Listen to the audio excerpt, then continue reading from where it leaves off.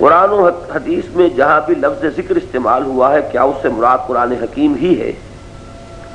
درس میں آپ نے ذکر کے 4 درجات قائم کیے جن میں سے پہلا درجہ قرآن حکیم کا تھا۔ اگر قرآن حکیم ذکر کا پہلا درجہ ہے تو پھر حدیث افضل الذکر لا الہ الا اللہ کا کیا مطلب ہوگا؟ اس اشکال کو رفع فرمائیں۔ دیکھیے اصل میں شاید واضح نہیں ہو سکی میری بات یا میں ہی اس کو بیان نہیں کر پایا۔ ذکر جو ہے اس کے معنی ہے استحضار اللہ فی القلب، دل میں اللہ کو موجود رکھنا۔ اب جس کو ہم ذکر کہتے ہیں وہ ذرائع ذکر ہے، یعنی اللہ کو دل میں موجود رکھنے کا ذریعہ کیا ہوگا اس کو ہم کہتے ہیں ذکر۔ تو ذکر جو ہے حقیقت میں تو مقصد ہے۔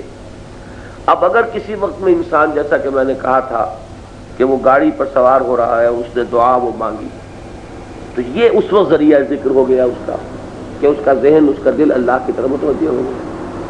اب ذرائع ذکر میں اہم ترین اولین یقیناً قرآن حکیم ہے جس کو قرآن خود الذکر کہتا ہے۔ ذکر ہی سے اس میں فعل امر بنے گا تذکیر سے ذکر، تو ذکر بالقرآن من یخاف وعید، تذکیر کرائیے اے نبی قرآن کے ذریعے سے۔ تو معلوم یہ ہوا کہ ذکر میں مقدم ہوا۔ باقی یہ ہے کہ باقی میں نے 4تھے درجے پر اذکار بھی رکھے ہیں، یہ تو ہو جائے گا نا حضور کے مسنونہ چیزوں میں سے کہ جس کی سند ہمیں ملتی ہے۔ اچھا، کسی شے کا مقدم ہونا اور افضل ہونا ضروری نہیں کہ دونوں چیزیں ساتھ ساتھ جائیں۔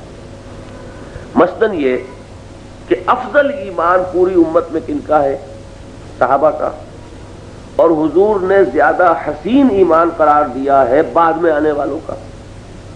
حضور نے ایک سوال کیا، صحابہ تشریف فرما تھے اور یہ روایت مشکات میں موجود ہے کہ ای الخلق اعجب الیکم ایمانا، تمام مخلوقات میں سب سے حسین ایمان کس کا ہے؟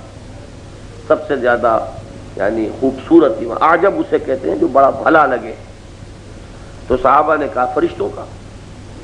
حضور نے فرمایا وما لهم لا یؤمنون وهم عند اللہ، وہ کیسے ایمان نہ لائیں گے، وہ تو اللہ کے پاس ہیں۔ تو ان کا یعنی کوئی کمال تو نہیں، کیا تیر مارا انہوں نے اگر وہ ایمان رکھتے ہیں، ان کے اوپر تو حقائق منکشف ہے۔ تو پھر انہوں نے کہا کہ پھر آپ کا؟ تو حضور نے فرمایا وما لی لا اؤمن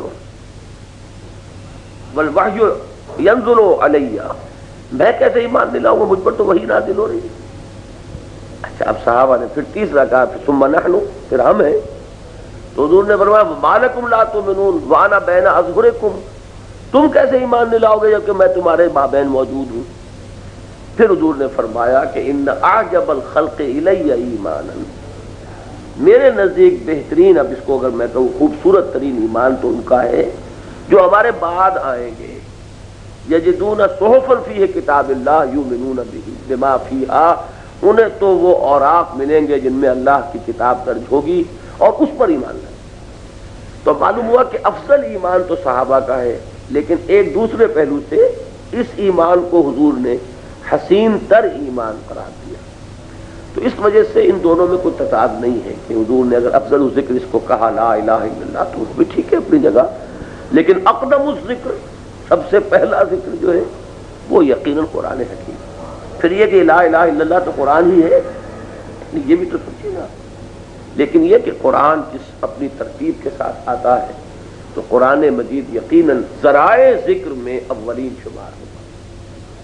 پھر اقیم الصلاۃ لذکری، میں نے عرض کیا ہے، پھر نماز جامع ترین، پھر ادعیہ معصورہ، اور ان میں تو جو حضور سے معصور ہے وہ تو اسی میں آ گئی، یہ تو اس میں آئے گی۔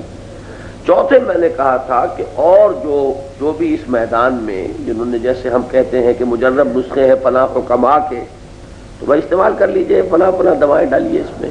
تو اس طرح یہ جو روحانی یا یہ جو جن لوگوں نے تزکیہ نفس میں اپنی زندگیاں کھپائی ہیں، انہوں نے اپنے جو نظام ذکر کے مرتب کیے ہیں، میں ان کی نفی نہیں کرتا، لیکن چوتھے نمبر